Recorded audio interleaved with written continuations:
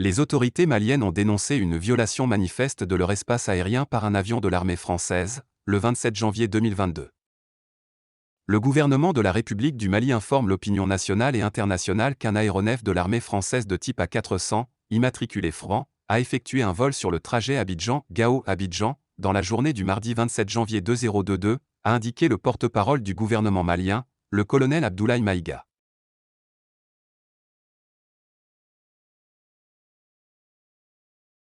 Le gouvernement de la République du Mali informe l'opinion nationale et internationale qu'un aéronef de l'armée française de type A400, immatriculé franc, a effectué un vol sur le trajet Abidjan-Gao-Abidjan, dans la journée du mardi 11 janvier 2022, a indiqué le porte-parole du gouvernement malien, le colonel Abdoulaye Maïga. Le dit aéronef, qui était en violation manifeste de l'espace aérien, ajoute le responsable malien, avait à la fois éteint son transpondeur pour ne pas être identifié et coupé la communication avec les organismes maliens de contrôle aérien. En dépit de cette manœuvre frauduleuse, les capacités de défense nationale récemment acquises ont permis d'identifier et de tracer la trajectoire de l'avion, a affirmé le ministre de l'Administration territoriale et de la décentralisation.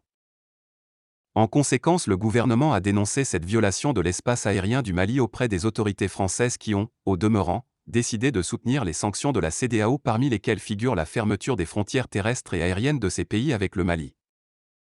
À titre de rappel, le gouvernement du Mali a, aussi, en application de la réciprocité suite aux sanctions imposées par la CEDEAO, procédé à la fermeture de ses frontières avec les pays membres de la CEDEAO, excepté la Guinée. Aussi, le gouvernement, tout en prenant à témoin l'opinion nationale et internationale, décline toute responsabilité relative aux risques auxquels les auteurs de ces pratiques pourraient s'exposer, en cas de nouvelle violation de notre espace aérien, a-t-il averti. Enfin, le gouvernement du Mali invite les populations à redoubler de vigilance et à rester mobilisées.